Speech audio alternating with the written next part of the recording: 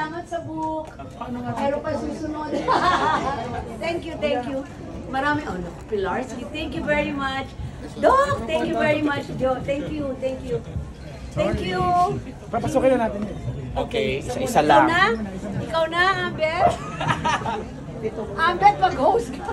Hindi, okay na po yan si Nanay. Number 1. Thank you. Opo, Nanay. Thank you, Lord. Nakita ko. Thank you, Nanay. Okay. Ay, sorry. May pipila din to. Ha? May pipila. Number 1.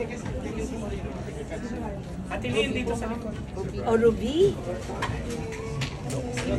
Ganyan? Okay. Salamat. Thank you. Thank you very much. Okay.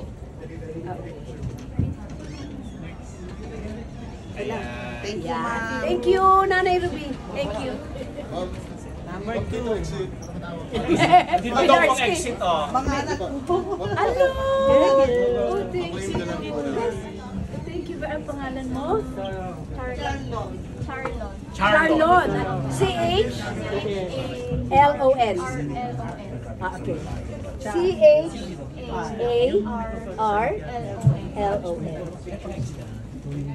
Sara. I love you, Charlon. Thank you. Okay, love you. Sabi uli ng Darna. Darna! Thanks, Charlon. Okay, bye. Thank you. Salamat. Okay. Papicture.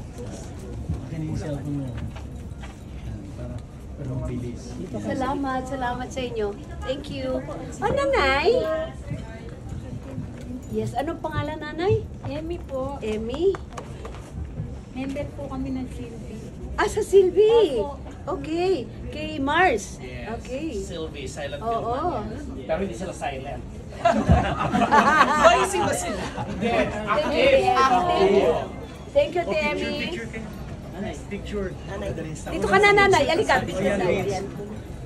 Okay, 1, 2, 3. Isa pa. 1, 2, 3. Thank you, Nanay. Thank you, Nanay. Ang ating PWD, ang ating PWD. Hello, Nanay. How are you? Kamusta po? Kamusta? Adi kayo. Okay. Thank you. Asan picture muna natin? Okay. Akin dito. Thank you. Ah, dito ba? Yeah. Okay, 1, 2, 3. Isa pa po. 1, 2, 3. Isa pa. Nanginginig si Nana. Ano pangalan? Emily po. Emily? Emelita.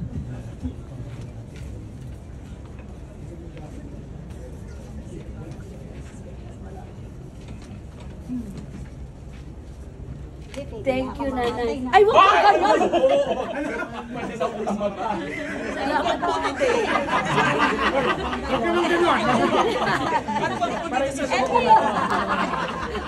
Nanay, Emelita, salamat. I love you, Nanay. Ingat. Dito na, ano. Diyan na lang. Paabot ka namang Christmas.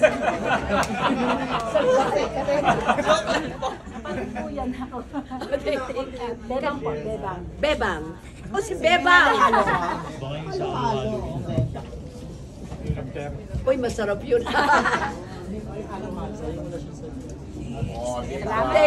Thank you. Thank you.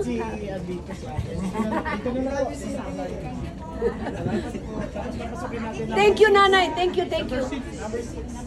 Oh, may number yan.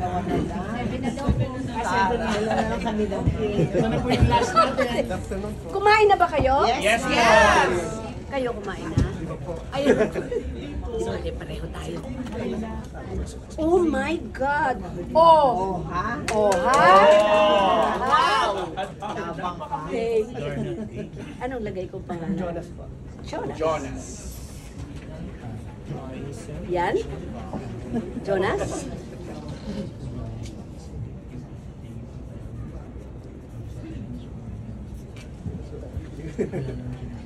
Jonas, sa'yo din? With love, Darna. Ate B. Okay. Thanks, Jonas. Salamat. Asan picture mo, Jonas? Eto. Ay, bigay mo na yung sa'yo. Bigay mo na. Kanya ba yan? Ayun pala. Oh? Obvious, ha? Halika, Jonas. Okay, 1, 2, 3. One more. Oo, nakaganda siya. Thank you. Thank you, Jonas. Salamat. Thank you. Ayan. Tapos ito po si Doc na lang po. Sumingit. Pati ba ikaw, Doc? Doc. Special request. Oh my God, si Doc.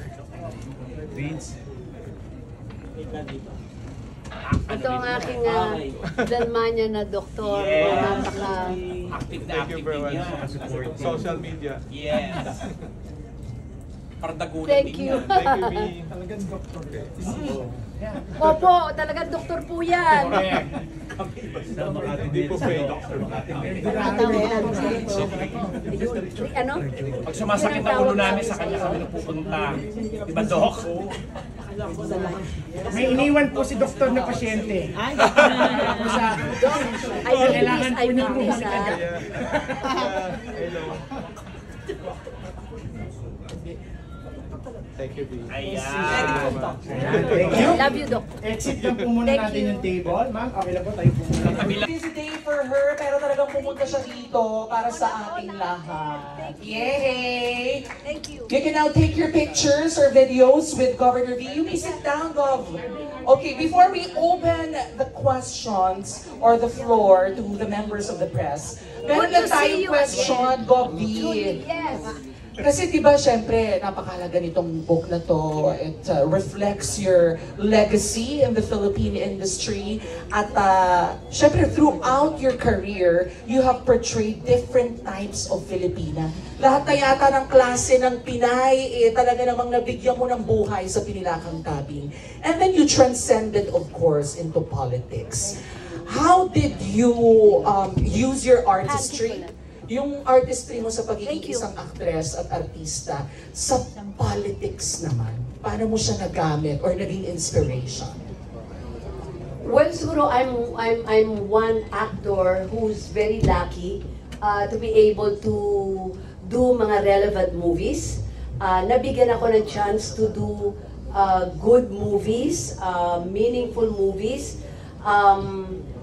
At karamihan ng nagawa kong mga pelikula, if you notice, ay sumunod sa panahon. I started young, may love team, hanggang naging adult, hanggang naging nanay. Naging madre pa Diba? nga. Naging madre pa, naging OFW sa anak. So, yun, naging superhero, Darna. And ang ibig ko lang sabihin, nag-evolve din yung aking character o yung aking mga roles sa pelikula. So, and the good thing na sinabi kong I was given a chance, yung mga roles na nagampanan ko ay naging salamin ng totoong buhay ng ating lipunan. Like Sister Stella L. tungkol sa mga manggagawa, when I did on Zura Cortez about AIDS, first time ipinakilalang AIDS sa Pilipinas, when I did Ipagpatawad Mo, first time na inintroduce ano ba ang autism. So ito yung mga pagkakataon na naibigay sa akin na makagawa ng mga pelikulang ito na nagamit ko ngayon na ako'y naging isang public servant. Kasi kahit paano, sa tagal ko sa industriya, naging salamin at naging yung mga roles ginampanan ko ay salamin ng mga lipunan. Etong real life na, totoong buhay na as a public servant, naiya-apply ko to ngayon. Na kasi nadanas ko. Like, I played the role of OFW. Talaga nagpunta ako sa Hong Kong. Nakausap ko talaga yung mga OFWs natin doon.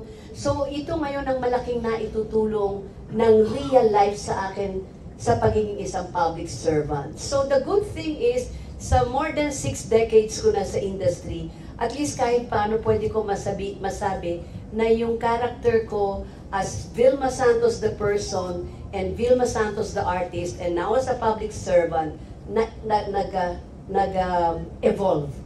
Tama, nag-evolve. Hindi ako nag-stagnate So, kung doon lang, I think I'm very, very lucky and I should be very thankful. Unang-una sa lahat ng kaibigan ko sa industry. Kayo yon. Huwag kayong makaedad ko na kayo, no?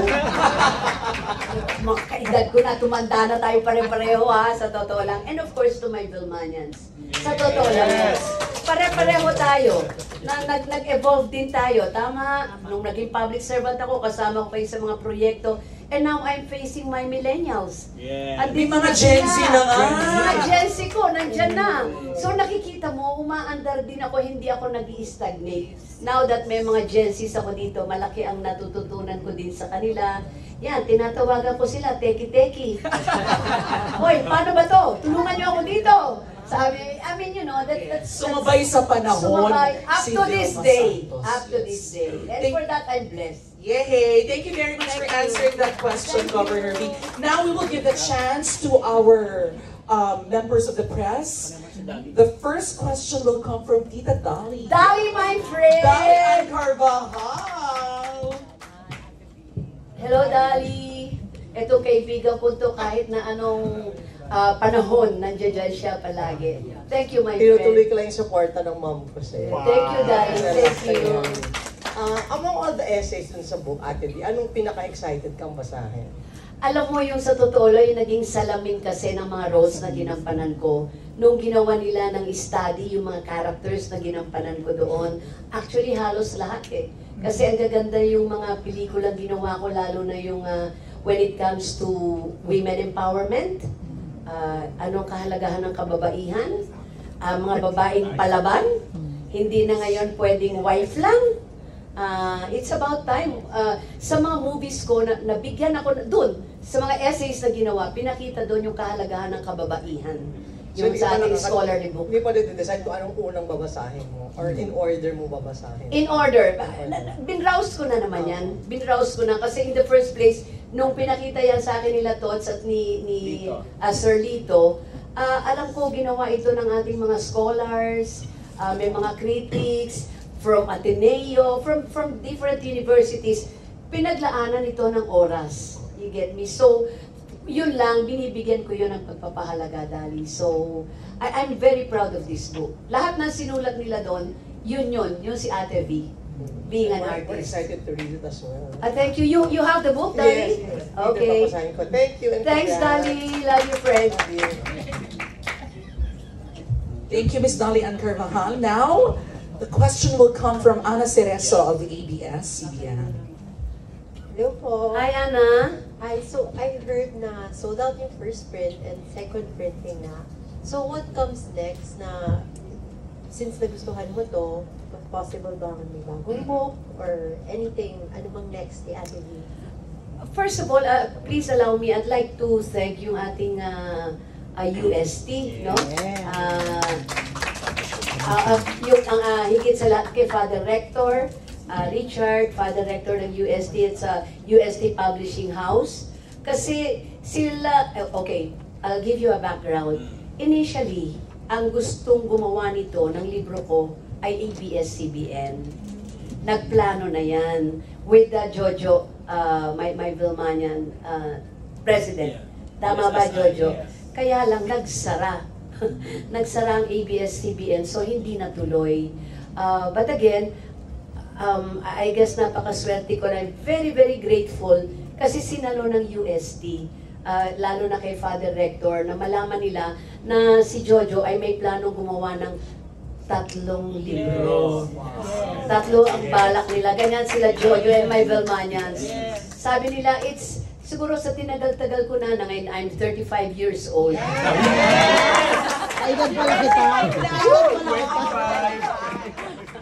Sabi nila, it's about time naman na meron ka ng libro. Sabi nila, so they've thought of unang-una nga itong scholarly book, and then may plano rin silang filmography, and then a coffee table book.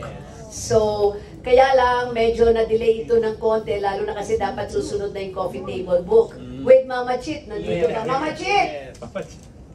Eto, talagang pagod na yatang katatawag sa akin.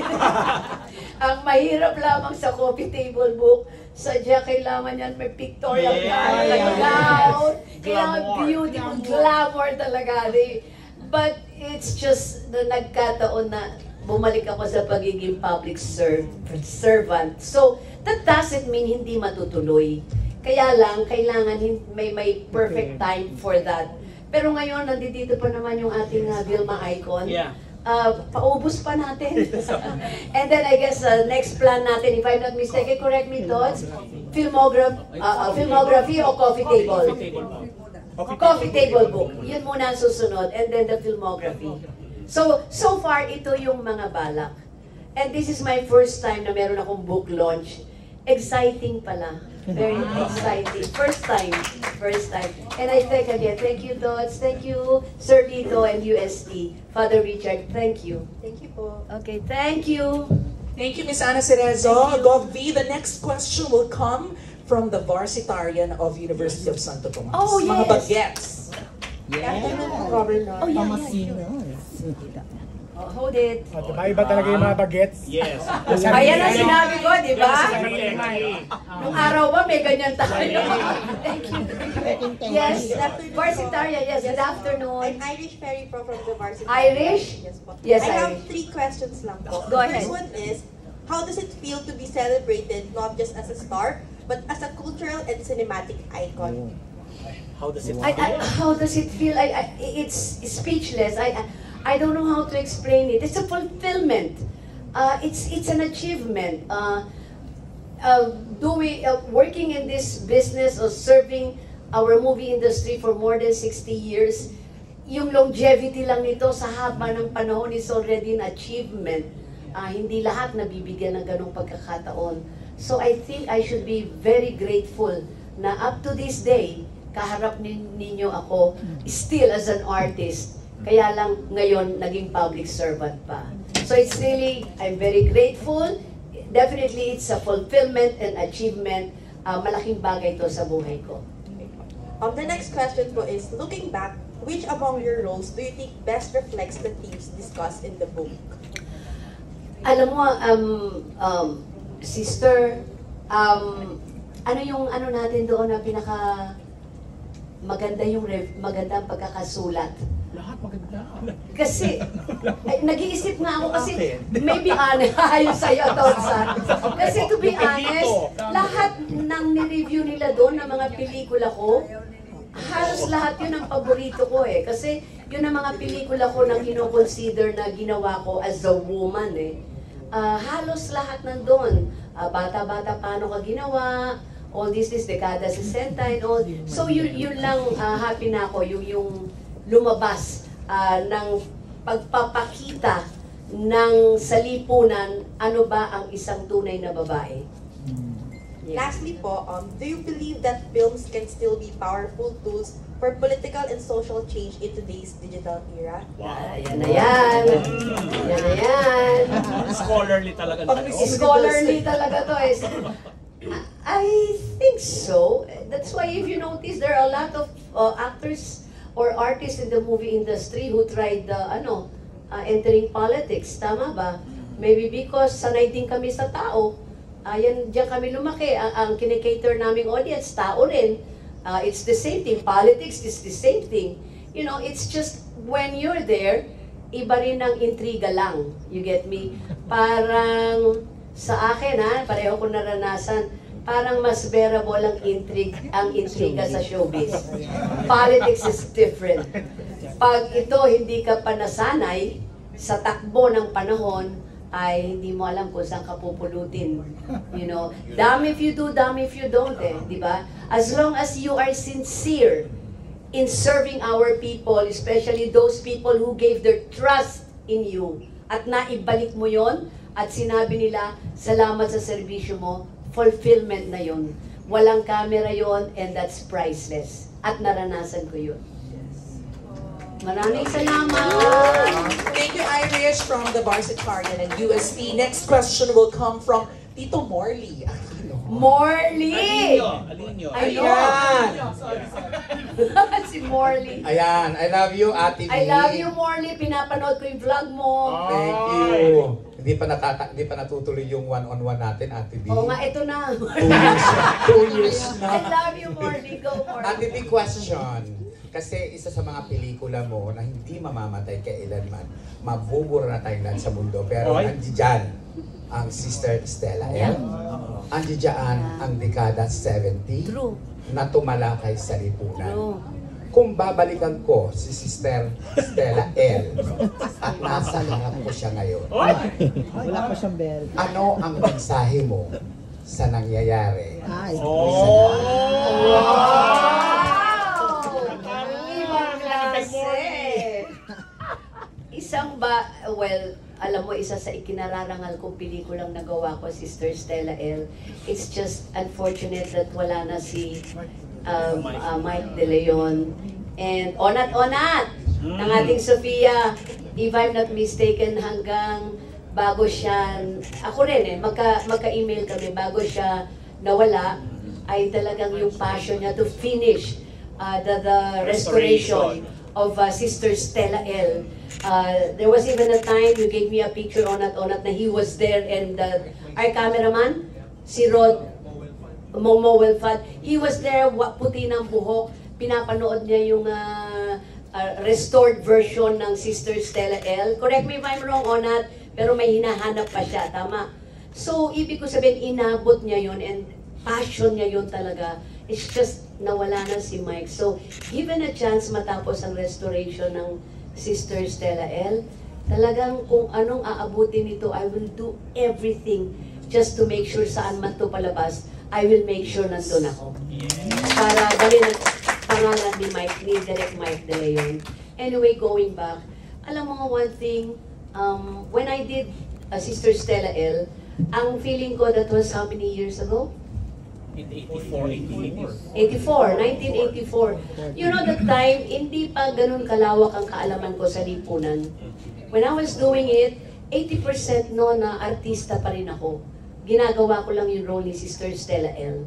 But the good thing is, when I became a public servant, lahat pala ng binanggit ko sa pelikulang yun, totoo sa totoong buhay. And that is a realization sa akin. Kasi yung mga binanggit ko ng katarungan sa mga manggagawa, nakikita ko na nangyayari sa manggagawa ngayon eh. Madagdagan lang ang kanilang sweldo, hirap na hirap eh. You get me? And isang bagay din na ano ko doon na natutunan, na sinasabi ko rin, na ang manggagawa ang nagpapayaman sa inyo. Pero bakit silang naghihirap? Pero silang gumagawa ng paraan para yumaman kayo. And I think, you know, to be truthful, yung nangyayari noon, nangyayari pa rin ngayon. And the problem that we are facing now, magulo ang paligid natin. You get me? So, ang akin lang, now that I'm also in the government, I'm also a public servant, one thing pinaparealize ko sa Batangas, bilang nanay ng Batangas, I guess the most important thing is, we all continue to work as a team. Tatlong bagay lang naman yan eh. Follow the law, be what do you call this, accountable to your people, and then be transparent. Sundin mo lang itong tatlong to. I think you're on the right track. And I'm trying my very best na yan ang aking ginagawa at sinusundang daan. Sinusunod ang batas, be transparent sa lahat ng ginagawa mo, and at the same time, make sure that you are always accountable sa lahat ng ginagawa mo for your constituents. Ate V, last. Last, Ate V. Yes, Morley, ito na yung vlog mo, ha? Ay, hindi pa to, Ate V, ha? Pupuntahan pa kita sa ano, ha? Oo, puntahan kita sa Batangas, ha? Hindi pa tayo tapos. Go, Morley, go. Ate V, kung bubuksan ko ang puso. Oh my God! Hindi ako surgery, ha? Maraming tao dyan! Ate V, kung bubuksan ko ang puso mo, na alam ko namang napakalambot ng puso mo sa mga tao, hindi ka malulok-lok uli bilang gobernador kung wala kang napatunayan. Thank you, Batangueños. Thank you. Sa mga nangyayari ngayon, ano ang nararamdaman ng isang Vilma Santos? Sa mga nangyayari where? Yes. Saan? Sa bayan natin. Siyempre, I'm not sa mga happy. mga realidad ng mga korupsyon, ng mga Syempre, I am not happy because at the end of the day, hindi sila ang namomroblema. Pilipino ang namomroblema. Yes. Hindi ako, I don't want to be, I am not being self-righteous. I am not saying I am a saint. No. Or being saint, ako tama, ako the best. Of course not. But the thing is, I am no saint. But definitely, I'm not a devil. Thank you, Morley. I love you, Morley. Eto na yan, Morley. I love you. See you in Batangas. Yes, Morley. Last question will come from June. Sa ba? Last na. Oo. Naku, Junerdo! Congratulations sa Dar- ating mo. Yeah. Junerdo! Oo, di ba? Oo. So, after this, what's next? Your another book? How about the film? Alright. Any news about the film? Yeah. Siyempre, nire-request ka rin ng mga Batanggenyo, Yeah. di ba? Your fan. Yeah, wala pa akong 100 days. Ngayon bumalik ako sa Batangas sa nanay, wala pa akong 100 Wala pa ba? days. Oh. Wala pa, so I'm doing my very best. But the good thing is, you know, if I may share with you, naging governor ako 2007 to 2016. I was able to finish my 3 terms. So graduate na ako. So, that was 2007 to 2016. Ngayon, nahilingan akong bumalik. And thank God and thank you to all the Batanggenyos kasi binigay pa rin yung tiwala sa akin. So nanay na naman ako ng Batangas. The thing is, malaki na ang difference between 9 years ago and now, yung present.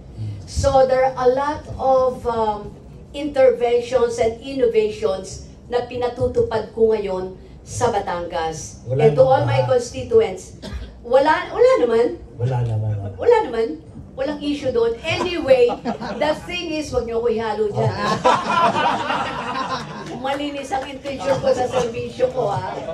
The difference now is we cannot argue with technology anymore. Yes. AI na labanan. Yes. Tama po ba?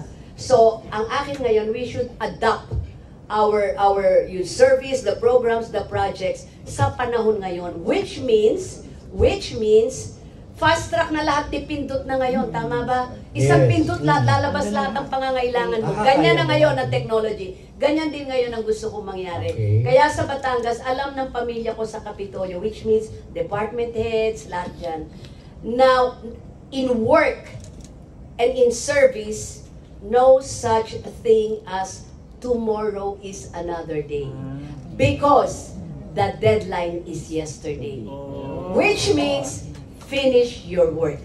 As long as andyan ang pondo, andito ang programa, ang proyekto, nakasunod tayo sa batas, make sure the next day, deliver na ang serbisyo sa tao.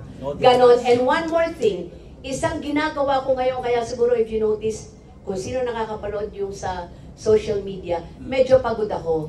Kasi ngayon isang pinatutupad ko rin.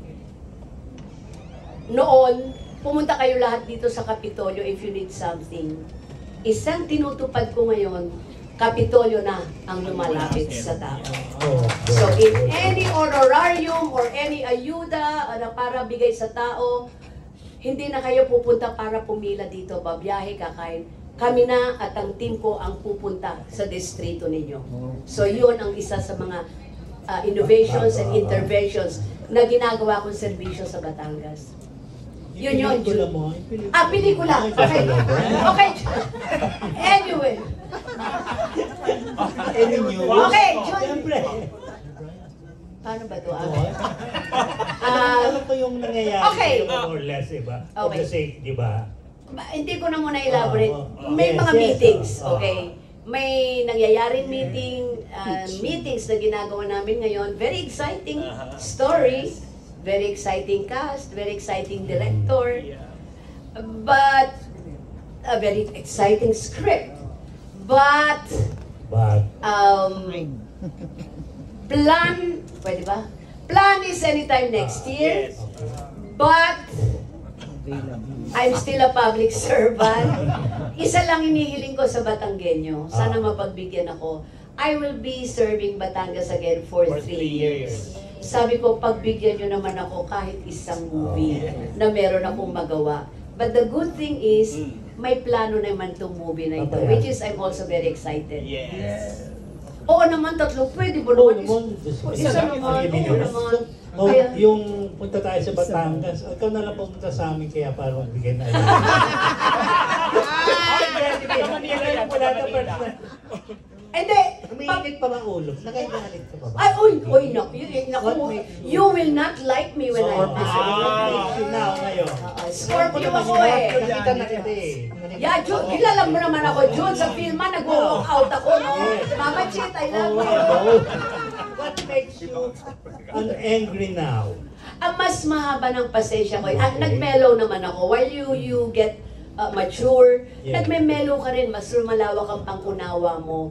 At this point in time lang, ako kasi, ngayon, inamin din, senior citizen na, no? Ngayong senior citizen na ako, ayoko nang naha-high blood. Dahil ako nagsasuffer eh, tama ba? Pag umiinit ang ulo ko, nasisira at bumababa yung immune system ko. Ba't ako tinatamaan, hindi yung kalaban ko? So I will be very, very gracious to you. Pero don't push me too hard.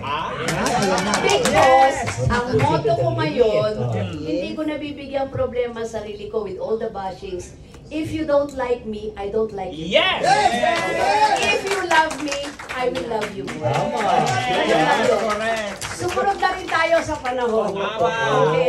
Ganon lang yun. Pero para pagpabrimahin ko sa sarili ko, it's not even worth it. It's not even worth it.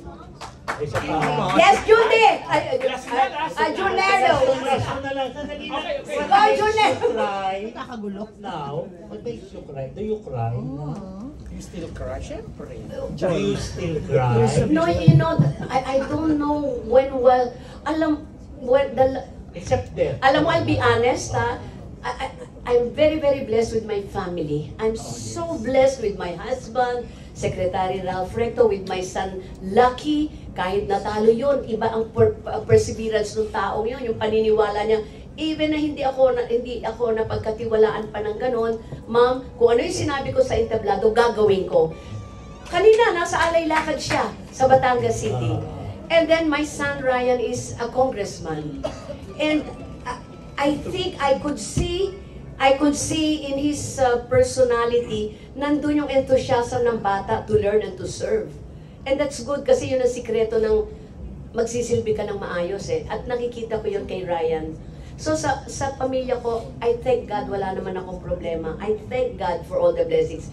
The last time, I will be honest, the last time I cried, hindi naman teary-eyed, nung kinausap ko yung mga mga chief of doctors sa Batangas. And this was 2 days ago.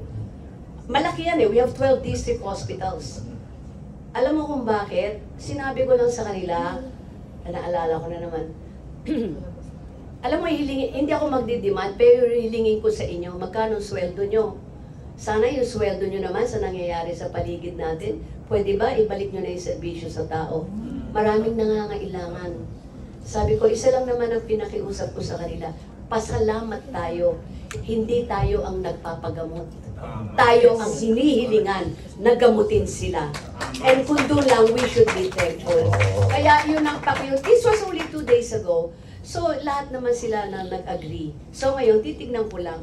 It's more of serbisyo sa tao. Kasi, modesty aside, I thank God because I'm so blessed. When you face the real life now with what's happening around us, nakikita mo yung hirap ng tao, tas may mga issue pa na negatibo, na ang balik naman ay sa mga tao. So, it's parang unfair. Unfair. So, sana I'm praying. And in my own little way, kung ano yung magagawa ko sa Batangas, yun ang kahit papano kinokorrect ko. Sana piliin natin yung mas tamang daan. But with what's happening around sa bansa natin ngayon, let's just hope for the best. But you see, hindi lahat pwedeng gobyerno. Pwede ba? Each and every one of us dapat may share. Tama? Yes. Magpapatupad ng programa, the government will do their share, but you have to do your share too. Diba? Bilang mamamayan. Pero ngayon, let's pray na sana matapos na ito. Because at the end of the day, tao ang nahihirapan. Last na lang. Yes, Junero. So, paano yan? Galing-galing mo na Ate B. Diba? Kung may sabi sa'yo, Ate B, ito ba bukang presidente? How will you answer that? Okay, I'm planning to Sincerely. run for president talaga. Na. President of the senior citizen. I love you, Junero. Congratulations, Ate B.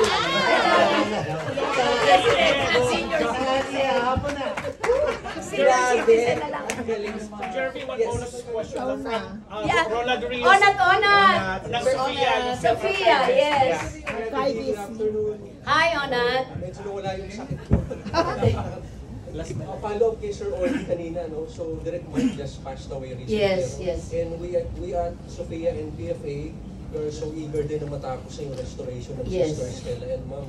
So, right now, how do you remember about Direct Mike? And was there any lessons that he gave to you while you were doing the film back in 1984 at the League? Yung mga lessons yan. Thank you po. Yeah, thank you very much, Onat. You know, si Mike De Leon is ibang klaseng tao. Genius eh.